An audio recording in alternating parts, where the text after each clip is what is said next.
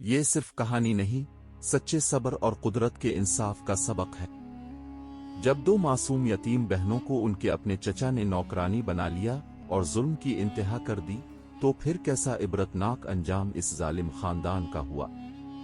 دیکھیے کیسے اللہ نے ان بچیوں کے لیے غیب سے مدد بھیجی۔ چھوٹی سی بستی میں، جہاں کھنڈرات کے بیچ ہرے بھرے درخت سانس لیتے تھے، دو بہنیں رہتی تھیں، عالیہ جو 15 برس کی تھی اور فائزہ جو صرف 8 برس کی تھی۔ پچھلے سال شدید بارشوں میں ایک بے رحم سیلاب نے ان کے والدین کو ہمیشہ کے لیے ان سے چھین لیا تھا۔ والدین کی وفات کے تیسرے دن ان کے چچا عمران اپنی بیوی کے ساتھ وہاں آئے اور بہت زیادہ ہمدردی کا اظہار کرنے لگے۔ عمران نے دکھاوے کے آنسو بہائے اور عالیہ کو گلے لگا کر کہا، بچیوں اب تم اکیلی نہیں ہو، میں تمہارے ساتھ ہوں، تم میرے ساتھ چل کر ہمارے گھر میں رہو گی، یہ مکان تو کچا ہے، وہاں تمہاری ہر ضرورت پوری ہوگی۔ چچا کا اصل مقصد ہمدردی نہیں، بلکہ ان معصوم بچیوں کو مفت کی نوکرانی بنانا تھا۔ عالیہ اور فائزہ، جو غم کی شدت سے نڈھال تھیں اور کسی سہارے کی تلاش میں تھیں، اپنے چچا کی مکاری کو سمجھ نہ سکیں اور ان کے ساتھ چل پڑیں۔ دوسرے گاؤں پہنچ کر ان کی خوش فہمی فوراً ٹوٹ گئی۔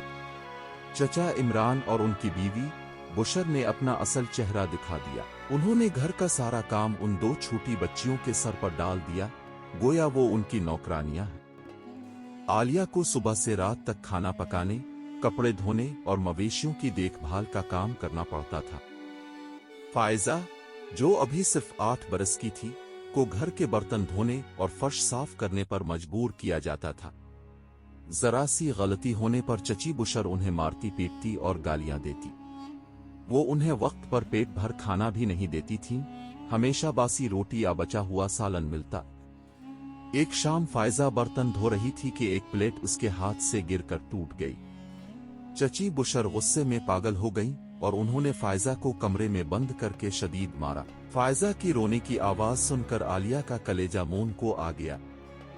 جب عالیہ نے اپنی چھوٹی بہن کو نیلے نشانات کے ساتھ روتے دیکھا تو اس نے فیصلہ کر لیا کہ وہ اپنی بہن پر مزید ظلم نہیں ہونے دے گی۔ اس رات جب سب سو رہے تھے، عالیہ نے ہمت کی، فائزہ کا ہاتھ تھاما اور دونوں بہنیں اندھیرے میں چپکے سے دروازہ کھول کر اس ظلم کی کوٹری سے واپس اپنے گاؤں، اپنے خالی کچے مکان کی طرف بھاگ نکلی۔